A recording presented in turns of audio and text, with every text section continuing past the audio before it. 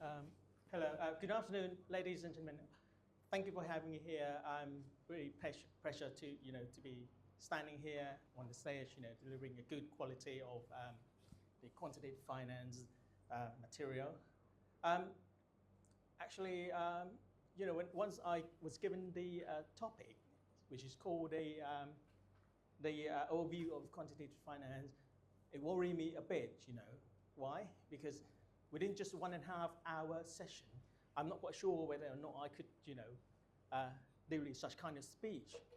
To cover up all the entire aspects of mathematical finance is extremely difficult. Anyway, without further ado, just let's go to the presentation slide. Okay, I'm a bit nerve-wracking here. Okay. This is the quotes from Professor Mark Davis at Imperial College. I came across it when he was given an interview opportunity by one of the French scientific institute. Interesting, he said that the objective of being a quant is outside of academia, of course. We need to have something very practical as well in the real world, and by being a quant, we could go wrong in two possible directions. One of which is that you thrive into too details of mathematics and not being divorce yourself actually from the practical world, and as a consequence, you might find that your work might not be, good use of anything. So the second direction that you could go wrong is just, you could work like a consultant, completing series of short-term project. Then in the end, by the 5 or 10 year time, you start to realize that your work doesn't contribute anything. You end up solving little problems for the company, but not contribute anything. In the quantitative finance world. So actually, you haven't actually break through or discover anything. So it's very hard, to steer down in the middle between, academic and practice in order to become a good quant. Okay. So this is just an overview, the topics that we are going to discuss today.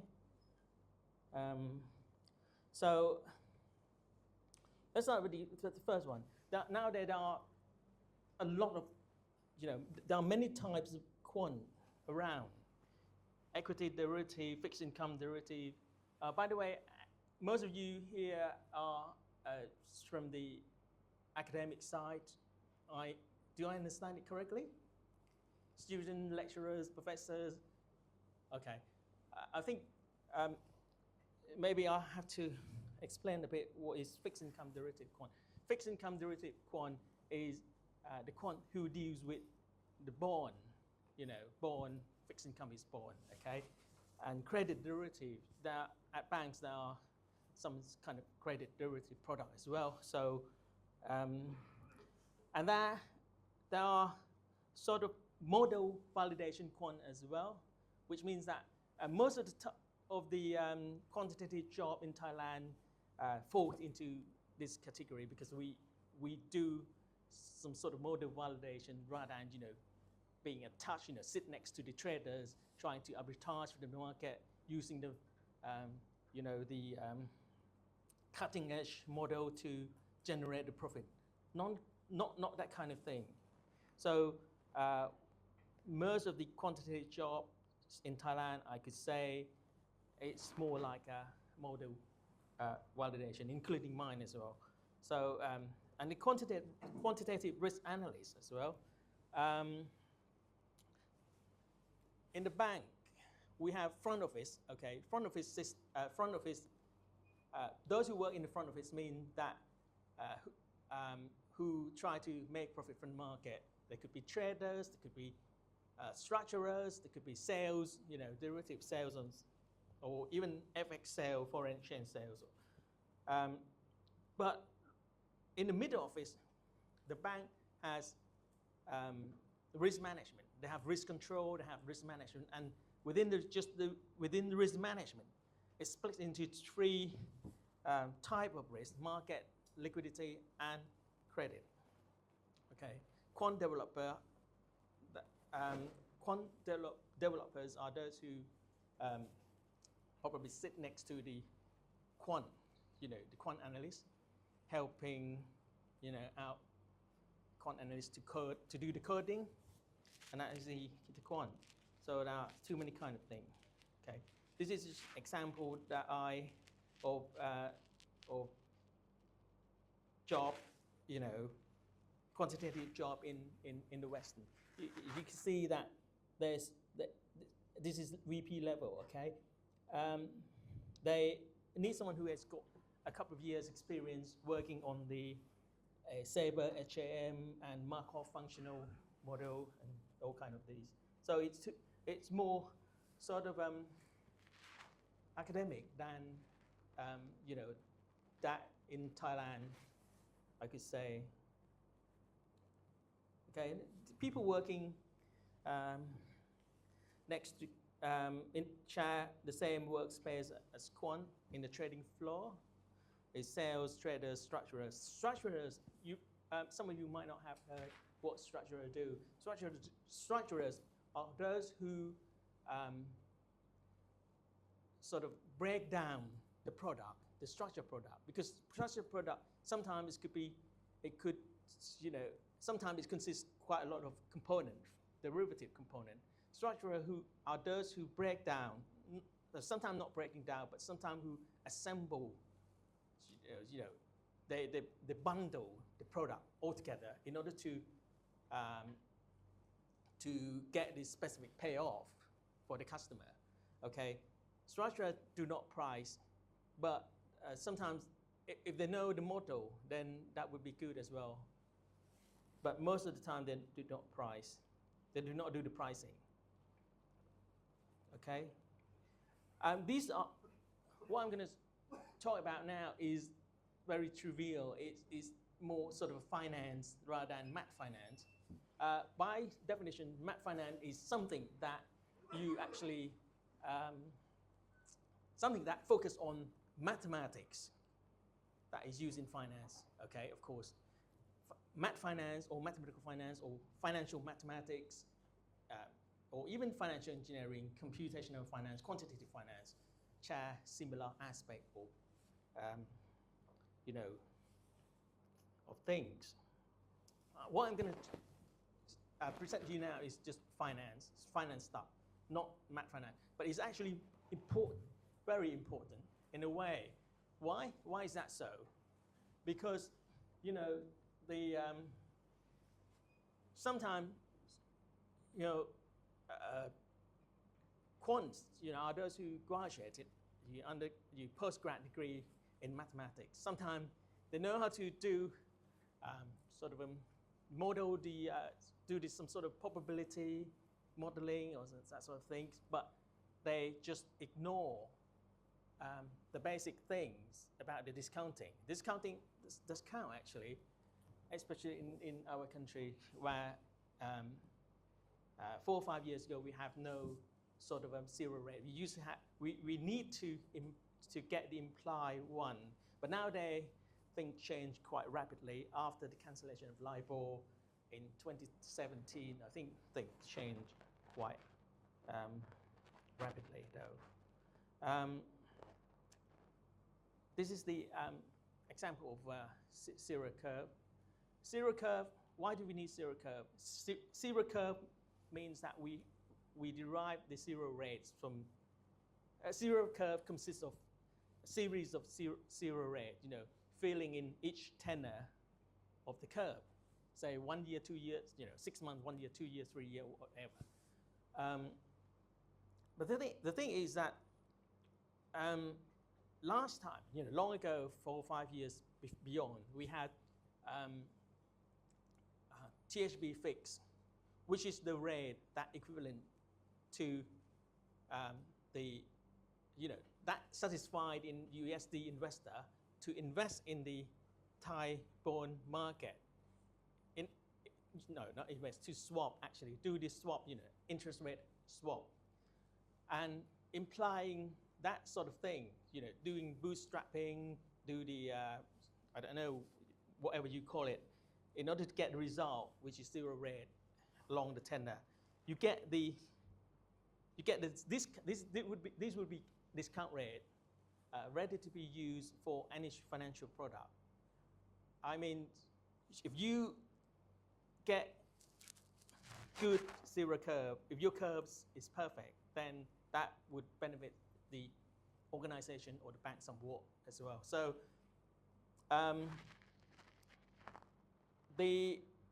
so we used, long ago, we used THB fix, swap rate. It's the swap between the LIBOR and THB, USD LIBOR and THB fix. And we have tenor like 6 months, 1 year, whatever, 2 years, 3 years. And then long ago, we had only 25 years, so term rates. Nowadays, after the LIBOR cancellation, things change quite a lot.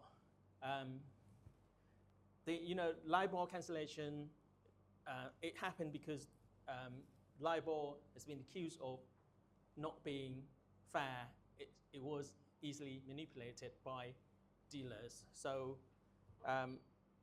so in the Western countries such as UK, US, whatever, they came up with the SOFR.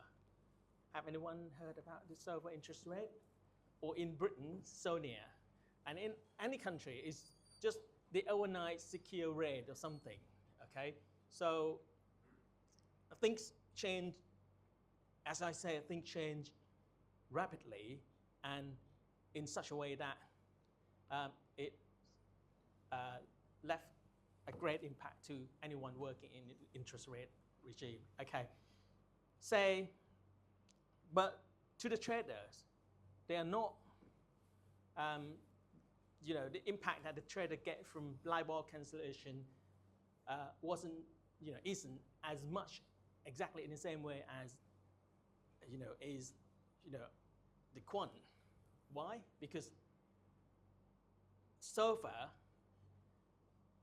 when it changed to SOFR, the dynamic change, the feature, the characteristic of the dynamic change, it creates a lot problem, because we had, long time ago, we had LIBOR, we modeled the LIBOR in such a nice stochastic way, which is called LIBOR market models, which splits into two assets, one of which is the LIBOR forward and the other LIBOR swap models, okay? Now, because of the LIBOR cancellation, a lot of countries came up with their own version of secure rates, overnight secure rate, like in Thailand, they canceled the THB fix as well, so they come up with Thor, okay? And I'm not quite sure how difficult it is in the Thai market, but it is, because if the bank issue the interest rate derivative products such as structured note based on the Thor, that would be definitely difficult, but probably not as difficult as that in the US, where they have, they have future, they have Thor, no, not Thor, SOFR future and things, that kind of thing, that was taken into account when trying to model SOFR as well. So this is the main thing that I like to say is that, you need to be able to find, to be able to construct the U-curve, zero U-curve is important.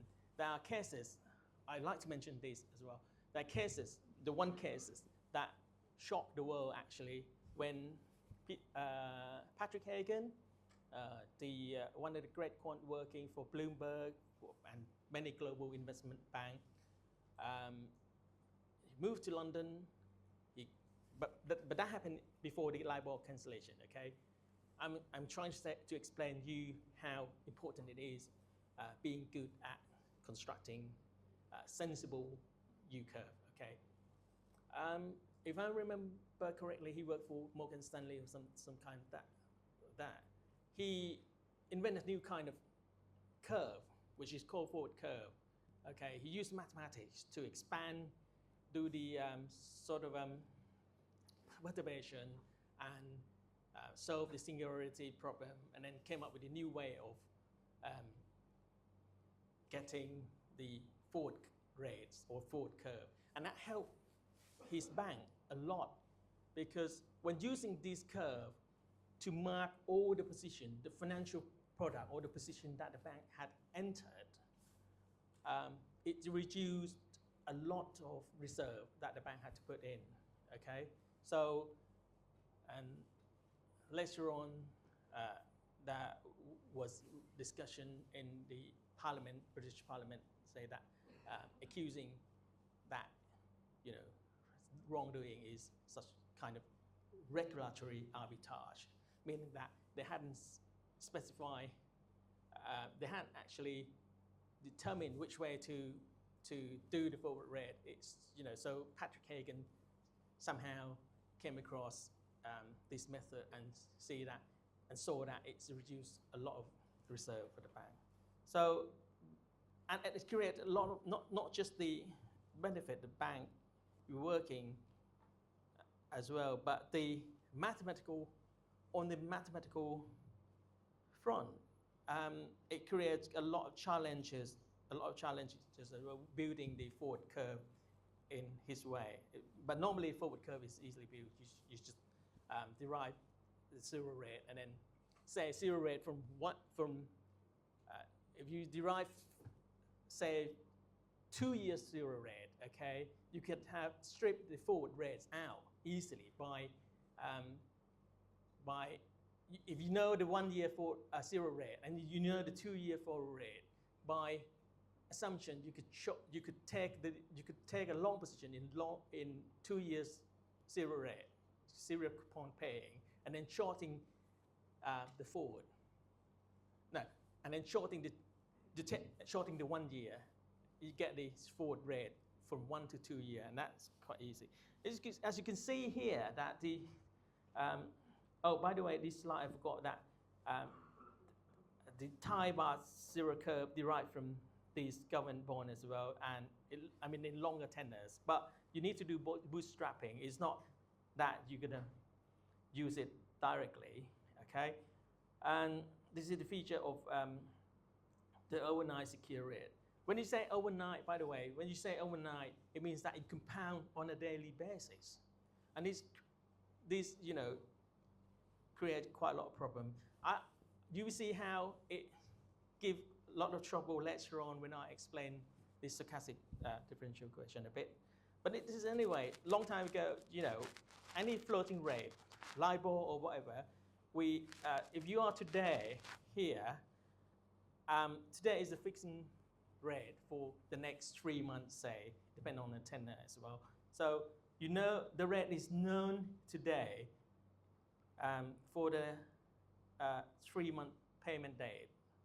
So it's kind of easy in terms of, you know, using mathematics. It's not that easy, but it's easy because someone had done the floating rate model for derivative, which is called LIBOR market model, or called Bresca-Tarek-Muzila. The model is named after the 3 authors who invented it. So, but the overnight, secure overnight has more features than that.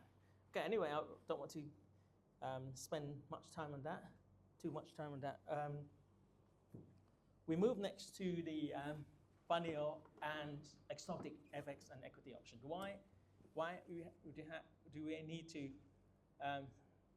split between the FX and interest rate? Because FX and equity go oil whatever, has no term structure.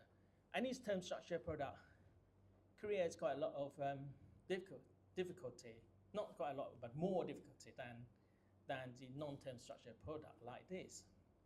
So the option is simply, by looking at this one, it's quite simple because the option is just the discount factor.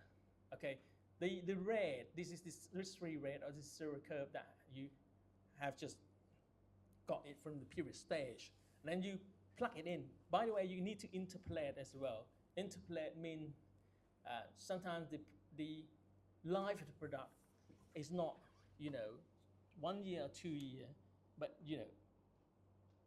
1 year and 10 days or something like that. You need to interpolate it to get the right rate to fit in here. Okay, this is the, time to maturity. And the option price is just the expectation, the expected value of the spot at the terminal date minus strike here. The max, this indicates that this is a max between S minus K or 0. Okay, this is just option. This is the put option.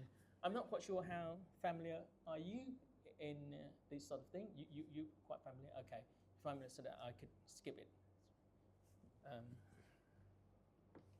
Okay. American option is just like European option here, except that it allows you to exercise anytime. So you can exercise if you feel that you get positive payoff. You can exercise at any time. If you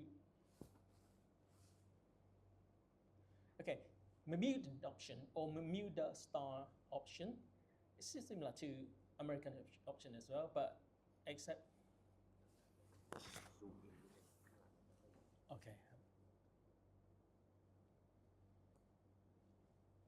Okay, Bermudan option, very similar to American option, except that the date, the exercise date is specified a priori, okay, which means that you might say that, okay, you could exercise the option every end of the month, something like that. This is Bermudan style option, okay. Barrier option, sometimes most of the people know it as Kiko or knock in, knock out. And long ago, in the paper they said they call it something very fantasy, like up and down, out, up and down, in. Up and down, out means either up and you have double barrier, up, trigger the barrier, and then out, down, and this process get down, touch the barrier. The option is nullify.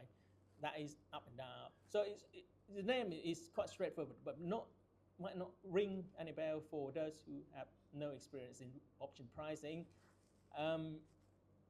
But anyway, nowadays they call it easier than that. They call it one touch, double touch, or something like that. One touch, knock in, knock out, and the payoff could be a call.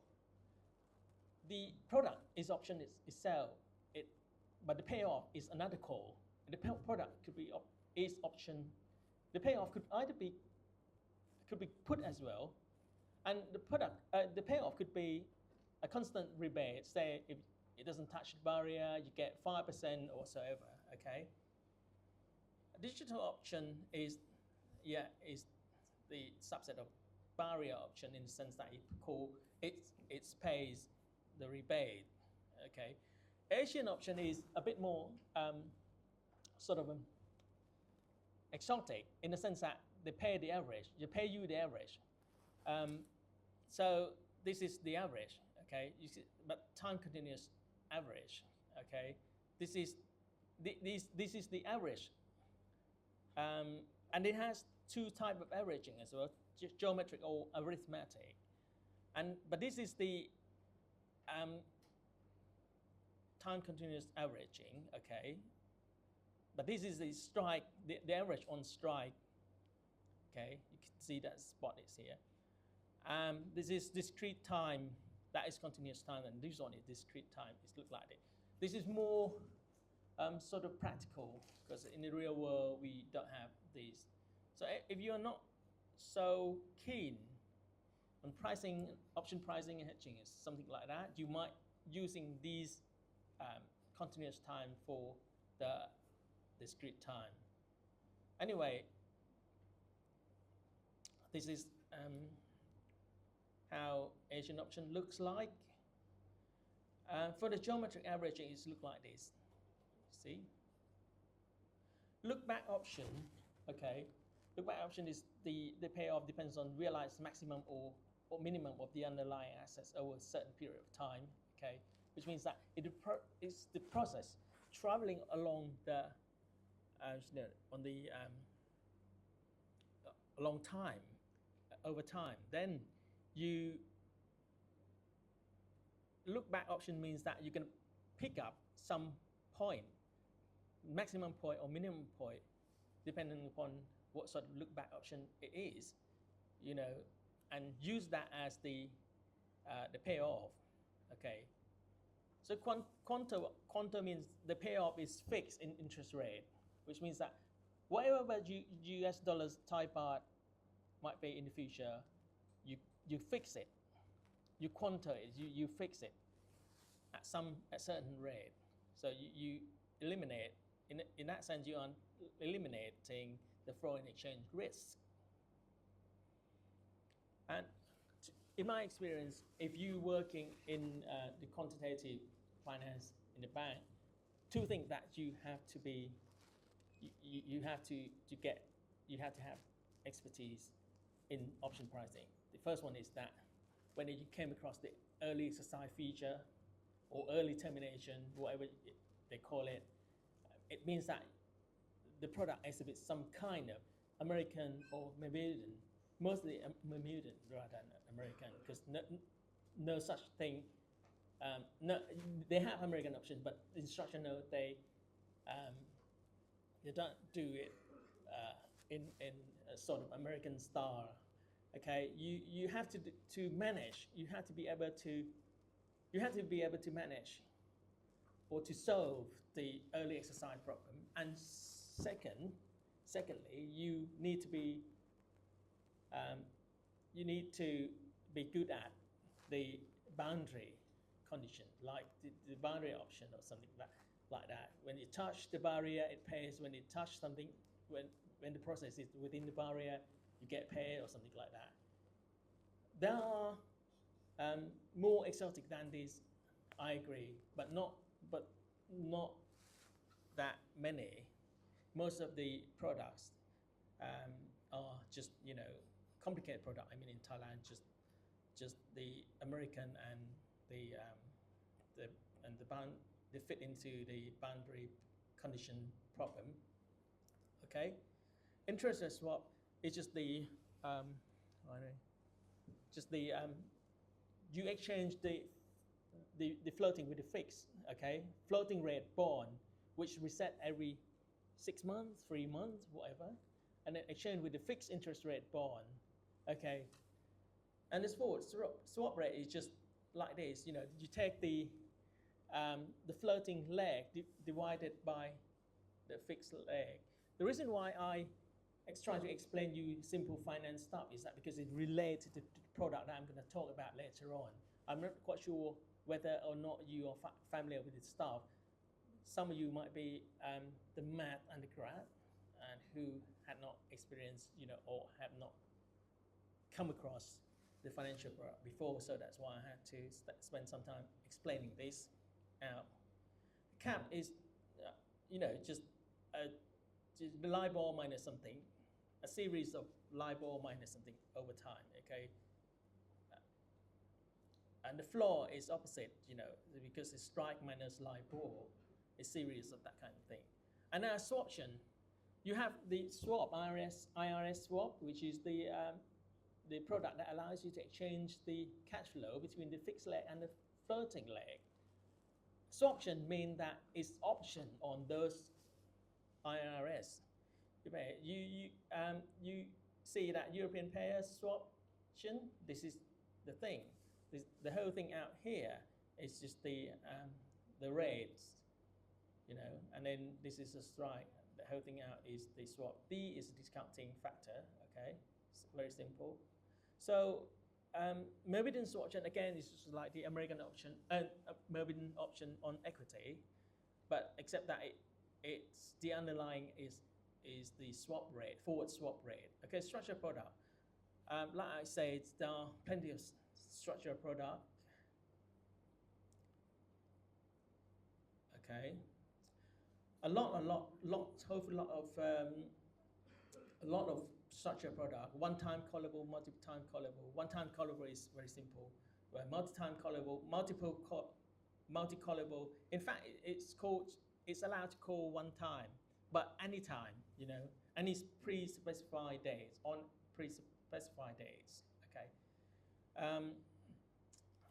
I'm trying to explain to you a bit about the structure of it to see how it works in real world. Okay. Say we have the callable range accrue node.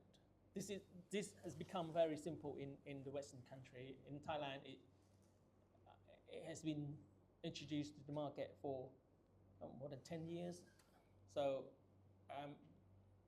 but I'm not quite sure how, that all the quant could do it nicely. Okay, this is investor pay $100 to the bank. The bank, these borderline separate between the bank and investor side. The bank EMTN knows is the EMTN desk is the medium term desk,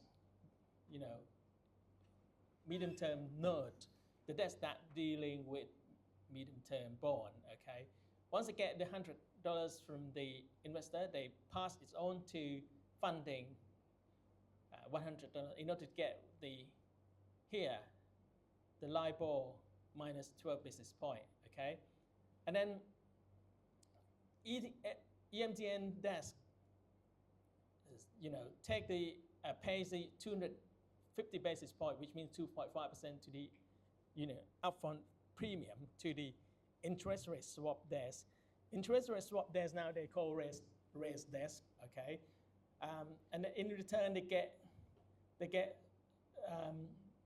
the range accrue fixed rates 6.4%, to the, and so that the EMTN could pay the investor. So this is swap. This is actually swap. Okay, and the range accrue fixed rate is the digital option, which pays 6.4% if the underlying move within the rate. 6.4% times the little n means the number of days within that the process remain within the band, divided by capital N, which is the total number of days of that quarter or that half year, that 6 months or that year, whatever. Okay, this is the digital option. Okay, and to the investor it's callable, but to the bank it's cancelable. The bank could cancel this out by this is a Mervyn swaption. They could cancel this out. So they breaking down into detail, the long deposit range accrue swap that pays conditional payoff generated by a series of daily digital caps, and then Mervyn swaption in order to reverse the payment here. Okay, if the bank want to call, everything get cancelled. Okay, and the $100 we pass $100 we pass on to the investor at the end of by the end or at the end of the investment horizon. Okay, so this is the breakdown of the structure node. It's breakdown into digital cap, and the whole thing out here, the Mervyn swaption, is called callable range accrue swap. The whole thing swap. Okay, so this is CRAN, but this thing out here is called swap, CRAS, CRS. Okay, so this is just the example of the term sheet. in case that you might need to look into the details of it. But anyway, there are even more complicated product than that. It's called one node. This is the CMS spread options. Spread because it's 30 years minus 10 years. It is actually spread. And max here is definitely this is option. This is the min of this. It's definitely look back option, but on spread. This is create quite a, difficulty for quant as well in order to price CMS. The CMS, by the way, is constant maturity swap. Okay, it's just kind of swap rate. Okay, I don't want to talk about this further, but just some of you up to now, some of you might have a question why we need to do it analytically, given that most of the banks do this by Monte Carlo simulation. All of you know what Monte Carlo simulation is. You use the computer to generate random output, then put it into the stochastic differential equation you have, and then you price it and do the calculation. Okay, but why we need to know the analytical solution as well? Because I think, at least for me, it's actually important to know analytical solution of these. Some product may not allow analytical solution, I know, but if you are able to find ways to put it in, to solve it analytically, that would be great. Because if you're head of quant and you have colleagues who do the Monte Carlo simulation on a very exotic product, how are you going to know that your Monte Carlo simulation is right? The Monte Carlo simulation model is right. I mean, of course, if you are the head of the quant, you know how to solve it analytically a bit, and you try to generalize the problem in such a way that it fit the analytical solution. Then you would be able to know whether or not your colleagues did it wrong or not. Okay, so that's actually important. I'll show you some sort of structured product that I try to do it analytically. Okay, for example, if you are working on the Asian option, these are the real example. Okay, I did it quite a long time ago, and in fact, the payoff just like this. It said nothing about the Asian option at all. Okay, it says they're going to pay you 1 plus alpha over here, and the max of, they're going to pay the return, the average return. They're not saying Asian option, but since you know that this could be split, this could be, these are embedded option, embedded Asian option. Which can be decomposed into little components. That's why when I teach my team member, I say that you need to know, you need to be able to break it down as well. Otherwise, your work is going to be more difficult than usual. Say, if you not be able to break it down into little Asian option component, then that would be quite complicated. You end up doing the Monte Carlo simulation for the whole package, the whole structured product.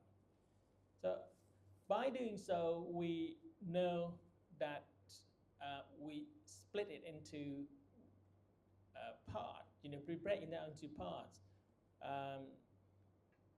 from which we know that it's Asian option. Okay, here. So anyway, and being able to price Asian option means that it's quite strange in Asian option, in discrete averaging Asian option, because when mathematically speaking, there's no solution that fits into the that x, which means is within 0, is between 0 and infinity. That is solution for when it is minus infinity to infinity. But mathematically speaking, that is not the case here. So what the people using the analytical solution did is that they say they use geometric conditioning, which means that they find the solution for geometric conditioning first, and then they find the solution for geometric averaging option first, and then use that is a starting point. They do the expectation twice, but based on the condition of geometry, and these allow them to have the solution for analytic, the solution for discrete averaging, arithmetic averaging. Okay, we do that sort of kind of thing. I'm not the person who invent this sort of method, but I try to write anything out to document it and to make sure that I understand it in details. Okay, so these are ways to do it using the analytical solution for Asian option. This is just an example. I'm trying to find where the geometric. Yes, of course, you need to know the joint density as well, probability density. Okay, these are called geometric conditioning. Okay, so at times you might find that knowing analytical solution for this thing is useful. Okay, there are much more on on that sort of thing. These are even worse. I mean, even worse in terms of it's even more complicated. Credit default swap, okay, is that it happened when the investor want to exchange,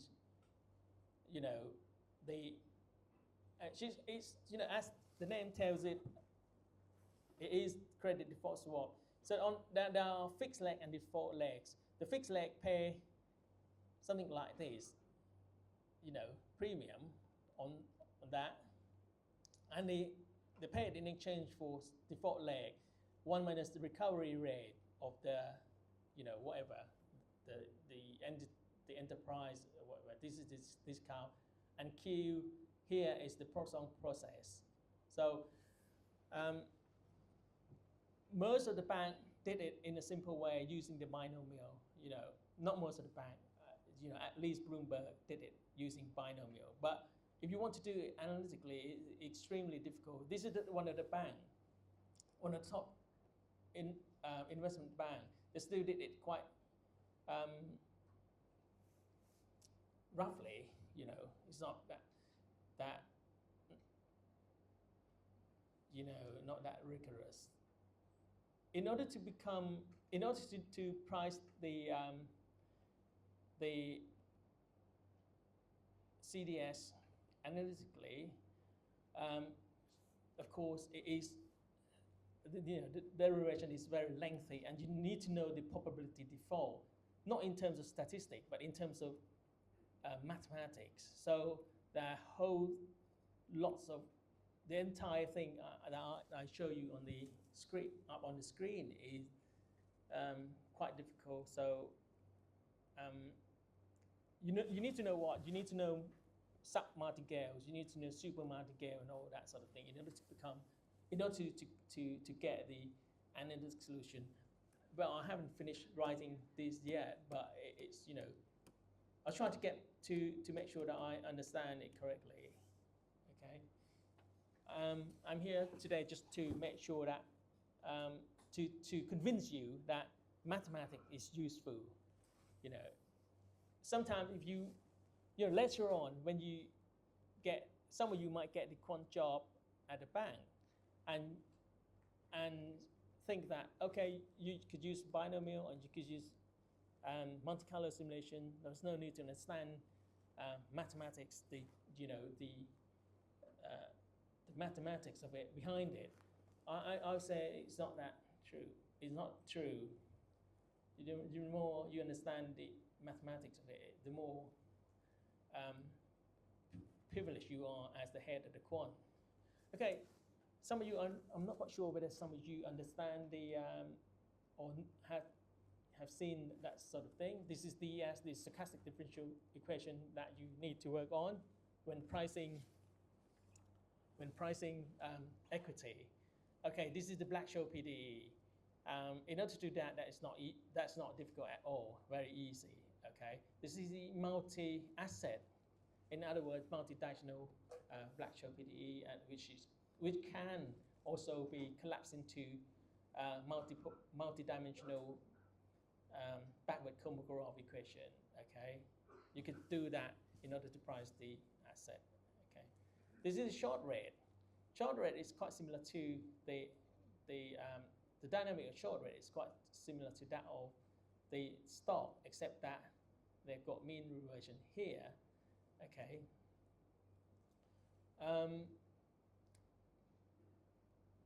The reason why you need to know short rate is because you use it for the structure node that has the interest rate underlying. But short rate is not exactly a good way of pricing the structure node. 5 years ago at least, or beyond, because they used LIBOR market model. LIBOR market model is more complicated than short rate, but it fits exactly. It's fit very well in practice because it collapsed into black formula, which is this formula for swaption, European swaption trading in the market.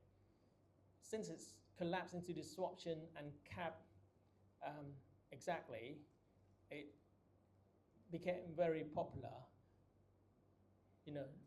But later on, until the LIBOR cancellation, this sort of thing almost gone. Okay, why they say almost gone? Because once SOFR become the benchmark or become the key USD interest rate, there are researchers who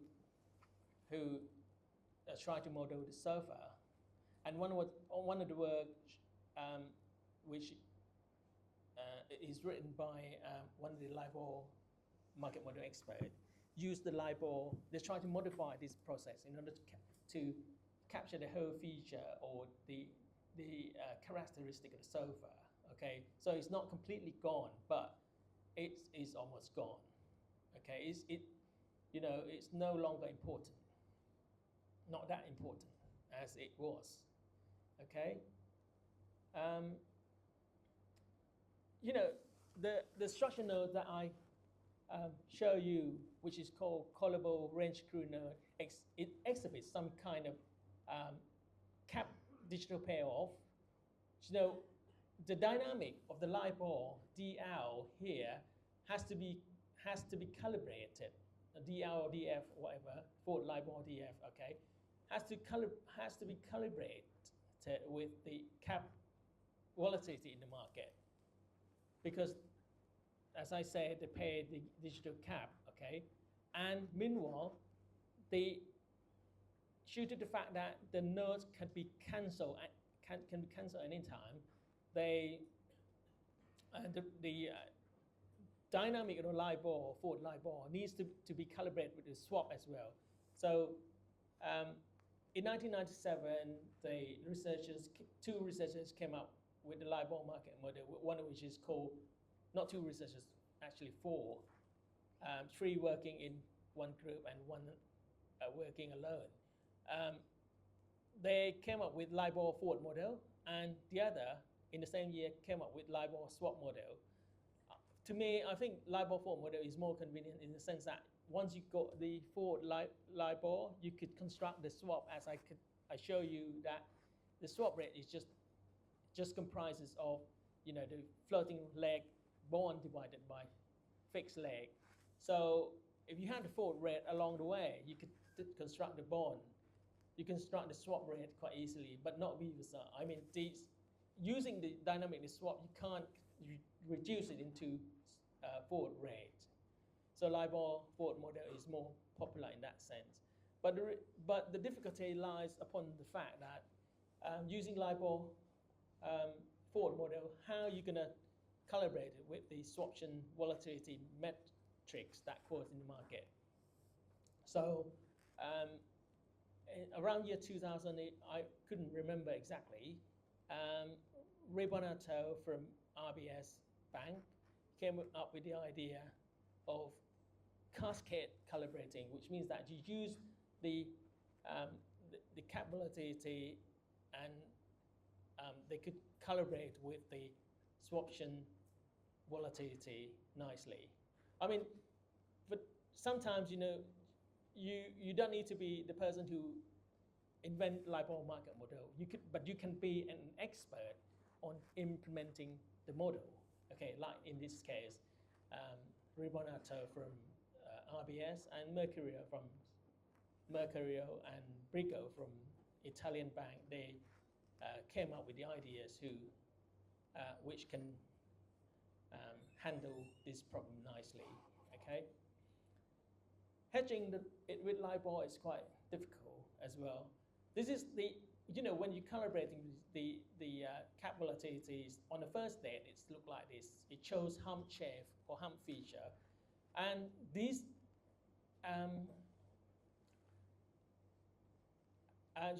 people who doing the LIBOR, there are a lot of people who doing LIBOR market model, but not many did it very well in the past. I mean, why? Because the model that they're using could calibrate on the first day. It could have, the calibration, they could fit it. Yeah, you could fit the cap volatility and have the nice hump shape on the first day. But the hump shape die out over time, which means that later on, when the structure node, is moving to the maturity date, what happens is this. The hump shape dies out over time. So this separate between the good modeler and the bad modeler in LIBOR market model. Okay. So LIBOR market model is non-Markovian, so we need to use Monte Carlo simulation. There's no other method there, except that under the T+1 forward measure, the LIBOR market model become martingale. Okay, like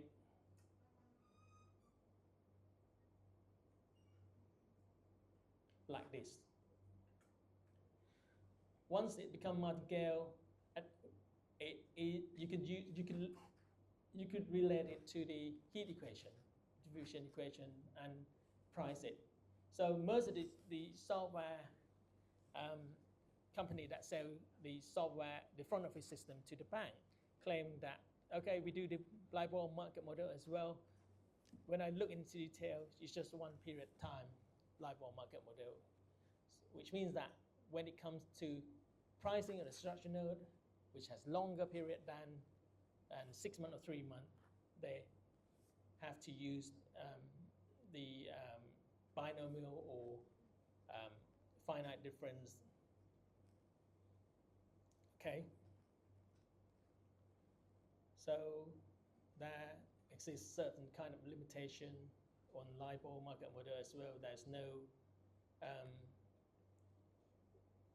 way to find analytical solution.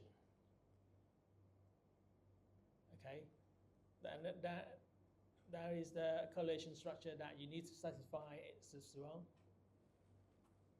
Okay, we are running out of time. Okay, SOFR.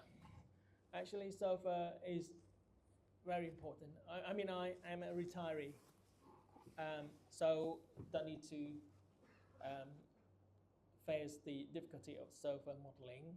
But some of you might get a job as a fixed income derivative quant in the bank.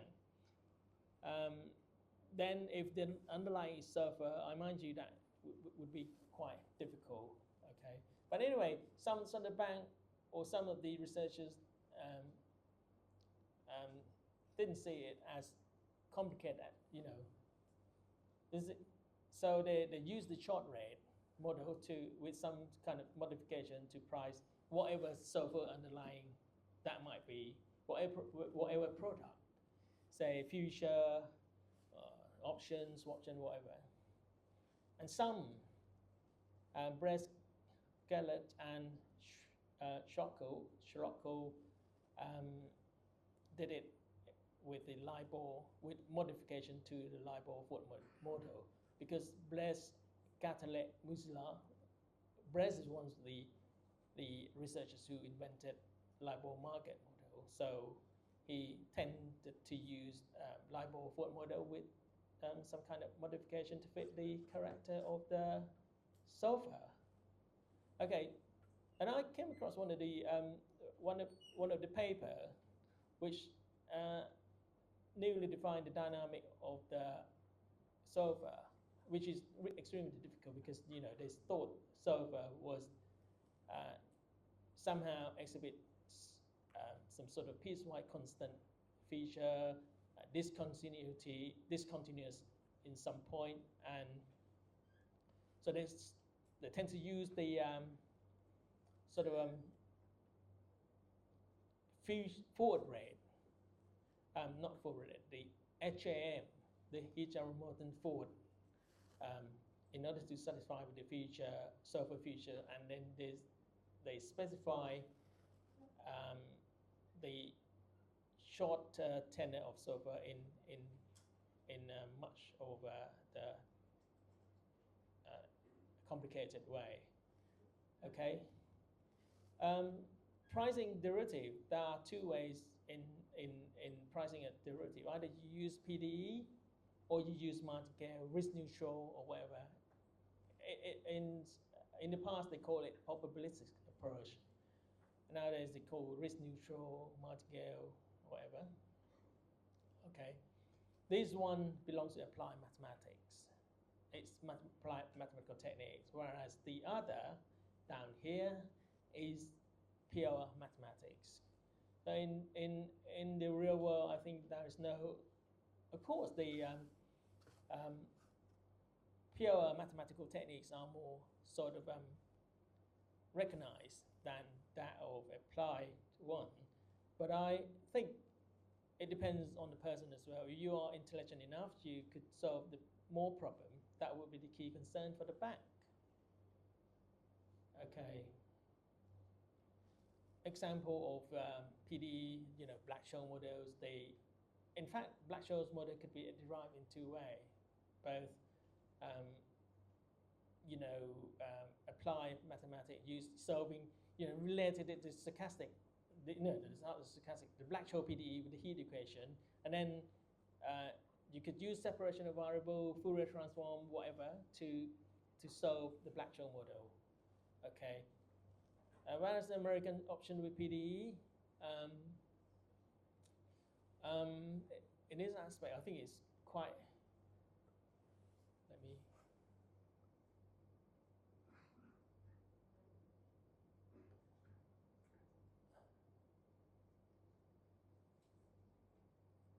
I want to show you, maybe, I think most of you are mathematicians here, so you might have heard about this method.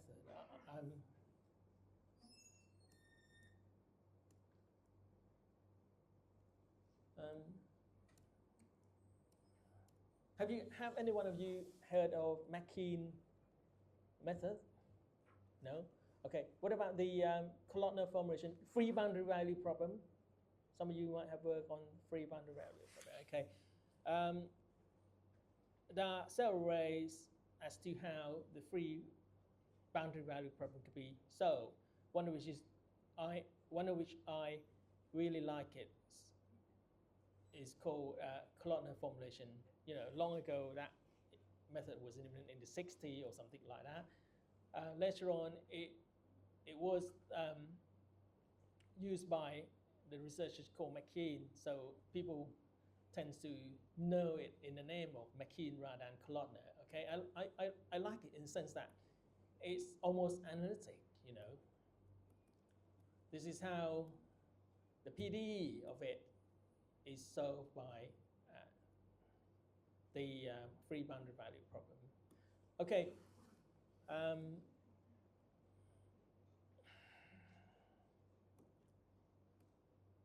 They use double layers with transformation heat equation and Stefan. Oh yes, Stefan problem. Okay, so this is one of the most effective way to solve American option. On the pure mathematical side, they use some sort of a Snell envelope technique. Have any one of you heard about the Snell envelope? Okay. Anyway, this is what I tend to like more because it's easier. Okay.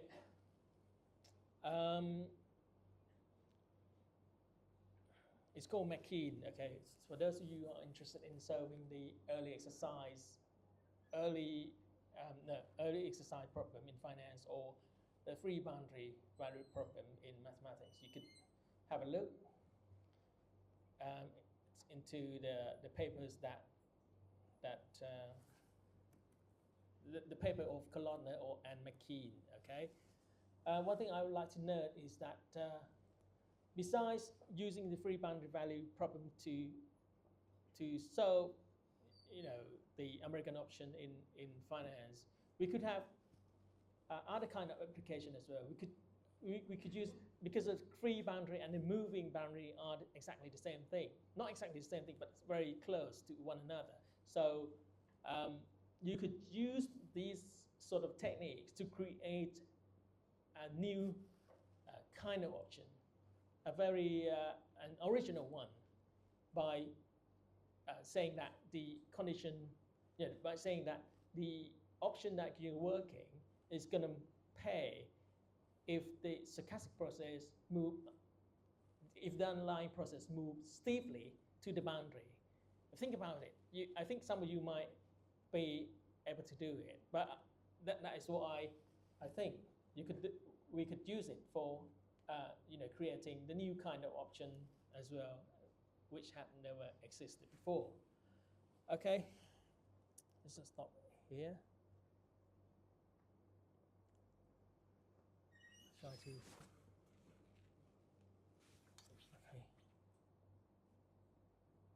Oh no.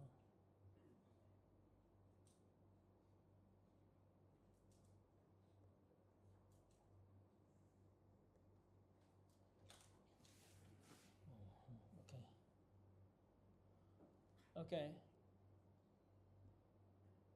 Martingale techniques. Okay, one of the martingale techniques is that the quanta option would be a good example of using martingale to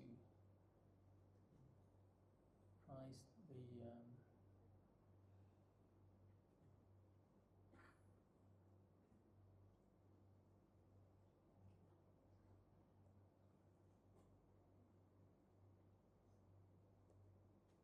in fact, using martingale technique could be quite complicated when the feature adoption is complicated. This is one of the base of option that pays the best return from 4 underlying assets, and so when you want to do when you want to quanto this, supposing that if the note is denominated in US dollars and you want to quanto into Malaysian ringgit, that would be quite difficult. It's not that difficult, but no one has ever done it before. So what I have done is that some people might say that, okay, you could enter into the forward contract on FX. No, you can't do that because you never know what the return that will be from the node in, say, 6 months time, and how much it's going to pay. No one knows. So how are you going How are you going to buy the forward contract to cover the FX risk? No. You need the only way to do that is to quanto. So we know how to quanto it from the from the paper, from the books, and we know how to price the worst of the best of option from the book. We know how to quanto it, but no one has ever done it in such a way that it combines these two features together. So I some sort of reinvent this out and trying to do it. That is the part of the job, because the bank sell it to the insurance company in KL, in Kuala Lumpur, and before the maturity date, the insurance companies came up and said they want to fix an interest rate because whatever the bank pay off, during the interim, they have to convert into the ringgit. So it better if we could do the interest rates, fixing for them. So I have to price it both version, non-quanta and version, and stand upon the domestic or foreign measure. But this kind of thing, that's not that complicated. If you are interested in this kind of thing, read the book called by Muzilla. It's called Martingale Method for Finance or something like that. And the other book, there's another book as well, but Muzilla is better in the sense that it helps you. It's not complicated. It's complicated, but it's not that complicated in terms of linking between the three world asset or something like that. This principle, you could use it for any kind of pair asset. Okay. So this is example of using the sort of martingale technique, because we have to change the process in such a way that it is here equivalent martingale measure. Okay, so that the of course you need to have bond process, you have to have foreign exchange process and stock process, all three together to satisfy this thing out. Okay, this is an example of using martingale in finance. Okay, then I want to show that Barry option is no. Let's do it out time. Okay. Sure. Oh, by the way, Barry option, if you want to use the martingale method, the dimensionality of the integral equation increased by 1. And that, I guess, that is the characteristic of the solution that could be found in applied mathematics as well. It used boundary element method, for example, in option pricing. The dimensionality increased by 1 as well. So both fall into the same category, whether or not you come from the applied mathematics side or come from the pure mathematical side. Okay, I want to show you on that. Okay, this is a great example. This is the key. I mean, of course, the this is a classic example of how good quant. Remember the name Patrick Hagen that I mentioned earlier on this session, the one that who saved a lot of money for the bank by inventing the new forward curve modeling. And he later on he moved to Bloomberg. Now he probably retire and move to Oxford University to join the mathematical finance group.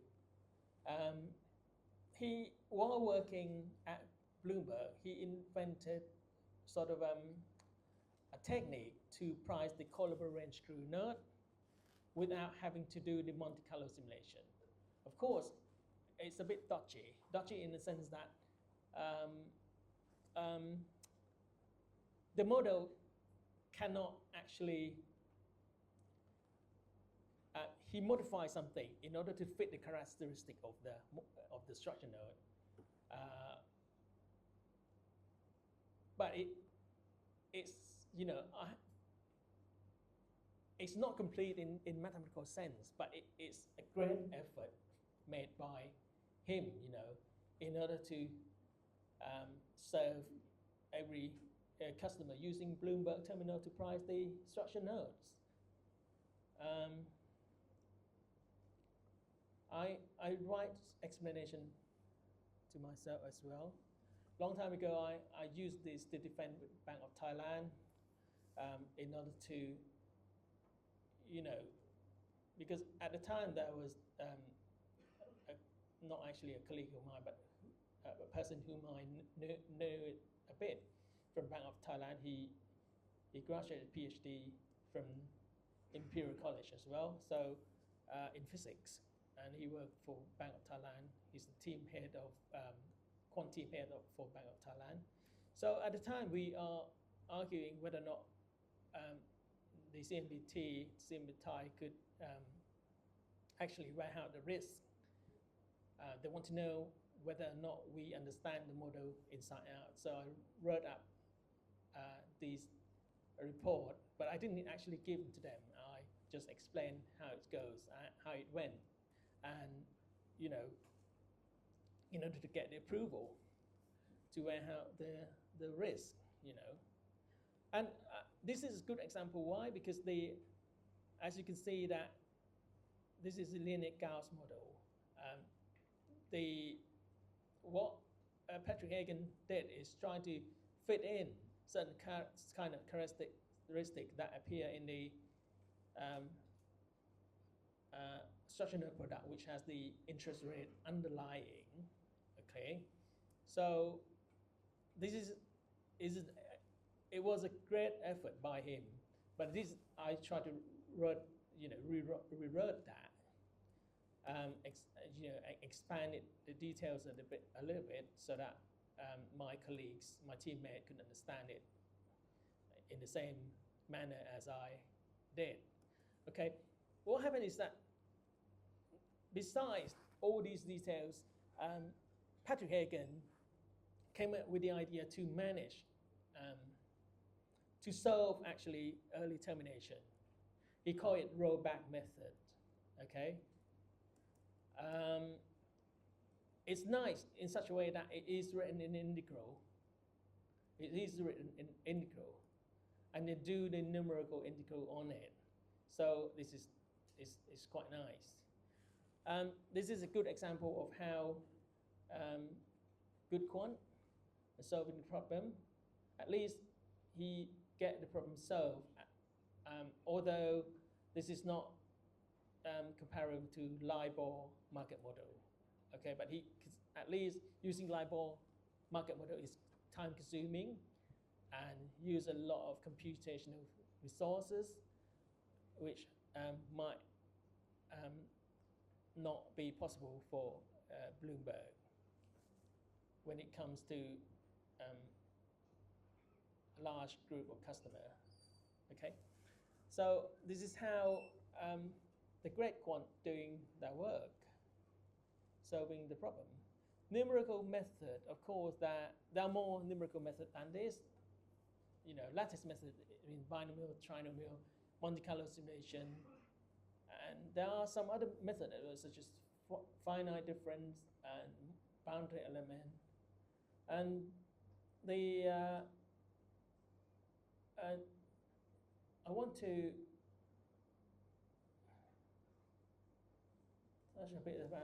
do a bit about this is a trinomial. It's not that difficult. Harlan-White trinomial. Harlan-White is one of the short range model. Okay, this is I had a meeting with the Bank of Thailand to explain how the Mirex is the front office system, which is very expensive. Our bank pay quite a lot, but not as much in the rate as the large banks such as SCB paid it. SCB paid, I think, probably 1 billion baht a year in order to use Mirex. Okay, so this is how Mirex did it. Model the structured note product, pricing the structured note product using the binomial tree. Okay. Despite the high cost of front office software, it doesn't mean that it provides you with great models such as LIBOR market model, or even in this upcoming future, we might have SOFR underlying interest rate. They might not have, sort of the best model for us. So that's why the large bank in the Western countries prefer to hire hundreds of quants in their front office, working on to create a model. So okay. Okay. Oh, we run out of time, so I'll touch a bit about volatility modeling. Okay, this is the volatility modeling. Volatility is a great, one of the most important, actually the most important variable or value that's going to be fed into the model. Okay. If you are trading options, you need to have the volatility surface. Okay, this is the discount curve that I tried to say. You have this zero curve. If you derive the discount curve or the zero curve, wrongly, then your pricing is going to be wrong, and of course your volatility is going to be wrong as well. That's why this is how it looked like the SET50 index option implied volatility surface. Okay, this many years ago, I think when they have not as many strikes across the price here. Okay, this is the imply. When I say imply, it means that whatever option prices are being quoted in the market, you try to do the inverse problem, try to figure out what is the value of the volatility given the Black-Scholes formula maybe, and then you can come up with the implied volatility. And some experts say that implied volatility is not enough because it isn't realistic. They got local volatility. So implied volatility means that you view the volatility as a constant. It's not a function. And then moving up next step, you had the local volatility, where you have where the volatility is a function of state variable and time variable. Okay, but that is still not does not satisfy some of the experts or the quant. They say that Hagen again invents a new.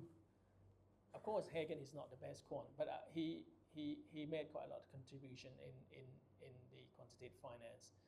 Hagen again invented Sabre volatility, so accusing that using local volatility, hence using the local volatility creates the price or mishedging. He said that once the underlying asset move across this panel, instead of when volatility goes up, the price goes up, it gives the reverse effect. So that's why he came up with the Sabre. Okay, this is just the again, as I want to say that his work, many of his work is related with some sort of expansion, Taylor series expansion, perturbation whatsoever to solve the problem. Sabre is likewise. So he came up with Sabre, okay. Then again, some of the experts, Gathero and Shakura, in 2013 say that Sabre is not good in the sense that someone could use these two synthetic options to arbitrage from the market: calendar spread and butterfly spread. Long or short. When I say long, it means whatever plus or minus sign of the option here is going to be remain the same. When it's say short, just multiply by minus, okay, by the negative sign. So calendar spread consists of option trading strategy that there are a couple of options. Both have a couple of options depending upon the maturity, expiration date or expiry date, and depending upon the strikes. And these two are not, these two cannot be used to arbitrage the SVI. Okay, they accuse that, Catharo said that the saber has got such kind of feature. When someone arbitrage, there is a spike like this bit, pointing out upward here. The spike. So SVI prevent that. But SVI is not that good in the sense that it exhibits too much curvature on the convexity. So some of the quants might not like it. And the second reason is that SVI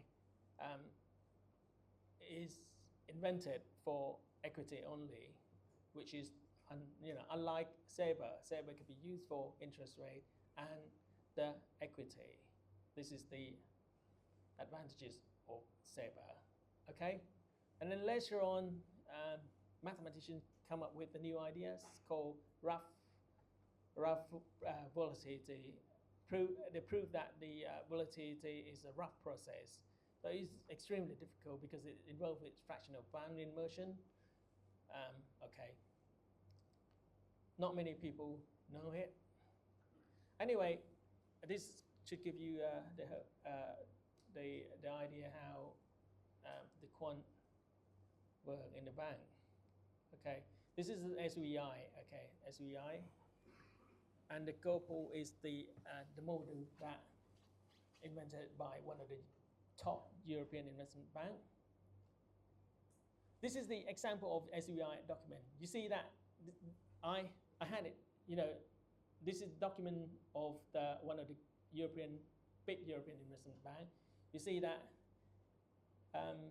on the top left here, it shows the department and directorate that the SVI project is involved. It's involved central risk, market risk, strategic risk market, quantitative trading risk, and product analysis. Okay, in a big bank like that, they work in corporation and creates a great document. You see the content of the document. If you are undergrad mathematics student with the purpose of being a quant in the future, try to understand the mathematics. Meanwhile, try to grab the idea how the Western country quant works as well, so that you will be as intelligent as they are. Okay. This is the document, which sometimes we call it white paper. Okay. Instead of SVI, they call it SVI++, the version that created by the group of people. And one of them is a young quant, the best young generation quant during the 2000s. Because I saw his thesis, MSc thesis, okay? That's why I know. Anyway, this is, okay, this is a stochastic optimal portfolio. I want to visit this a bit, so that besides the quant derivative pricing hedging, portfolio management become one of the famous area to work on as well. This is the quote made by Merton. You know Robert Merton? I'm not quite sure whether you know Robert Merton, the one who invented Black-Scholes model option pricing. Merton speech delivered at this DIE Block Community Lecture in 1998, saying that why the portfolio modeling has to use the non-linear system of the multivariate PDE. Okay, the reason why he mentioned about the PDE because he applied mathematician. Later on, researchers pointed out that some of the technique like pure mathematics can be used as well. And this is how, especially in the formulation part, this is how I write up a note to myself. This is how I think for those who want to be specialized on the portfolio, stochastic portfolio, they should visit these sort of mathematical topics here. Okay. Some of you might ask, what's so special about stochastic optimal portfolio? I think it's much better than any other methods, you know. But that is certain kind of drawback as well, because the implementation-wise, it's very difficult to solve the nonlinear system of the PDE. Sometimes, you know, the solution might not exist, and even if it does, it might take a long while, you know, computing this out. That's why it's not so popular among the bank. Anyway, but it is for mathematical student like you, it's, you know, it's worth visiting that sort of topic. I want to encourage you all. Okay, risk management, credit risk, market risk, and liquidity risk, operational risk. The last one is nothing mathematical at all, very qualitative. Whereas the top three here, this one is statistics, is more sort of statistical.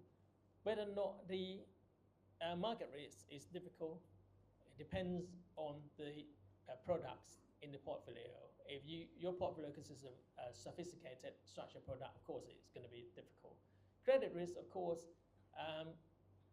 it's not difficult in practice, but it could be difficult if you do some sort of credit modeling using mathematics. Liquidity risk, sometimes, most of the time it's not that difficult, but sometimes you could encounter the PDE equation as well, depending upon which bank you're working with. Okay, I try to cover the whole thing out.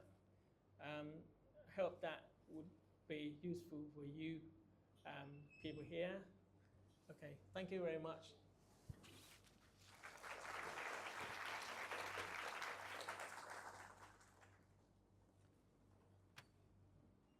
Thank you very much for the talk. I believe it will be lots of things for people to digest. And I thank you for the overview of the quantitative finance in the financial industry.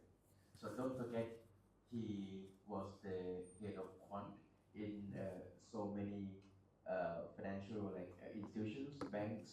So these are actually what the quants have been doing in that space, right? So this is not like just academic overviews, but it's actually the work in the practical quantitative finance space. So we have like a really, really short time. Do you guys have any questions for him?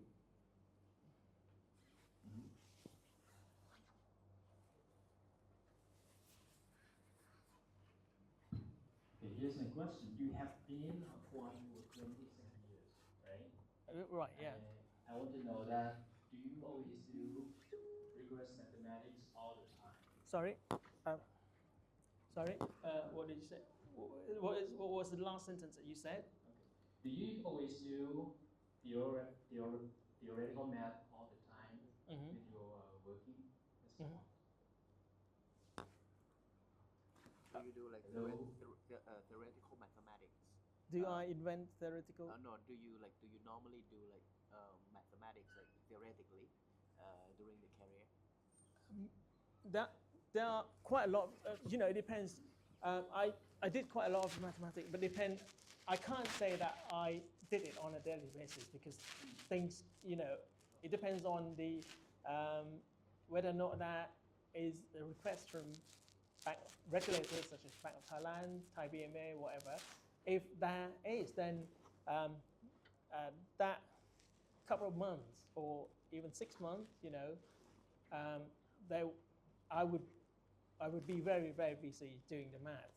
And it depends on the product as well. Some of the structured product can't incorporate the analytical solution or an analytical model. Then I think I would be busy doing the coding for the structured note pricing. It depends, But I had advice for those who want to become the quant. Be prepared is the key word. Be prepared means that even if you are not requested by the management or the bank or the Bank of Thailand, be prepared. Prepare yourself for try to learn new mathematical techniques. Try to cover the whole area, the new area of structured product, as many as possible, so that when it comes, when the times come, you don't need to spare much time doing that sort of thing. Okay, that's my advice. Okay. Learn all the time. Learn all the time. Being the quant, you need to have a strong heart. That's what my boss said. At CIMB, say that. Okay, they understand. They understand that. Quant in Thailand are not like quant in the Western country. They are much harder being quant in the Western country because either you are attached to the trader trying to fetch the profitability from the market, or you working, it's in your head all the time that you need to make profit from the market. You are bundled with the trader. You sit together with the trader and try to make the profit out of the market. Or sometimes, like the documentation that I showed you earlier, they have to gather up together all together from different departments and to create the documents that benefit all. Even ARM, as you can see, ARM has nothing to do with this SVI project, SVI velocity surface project. They still call ARM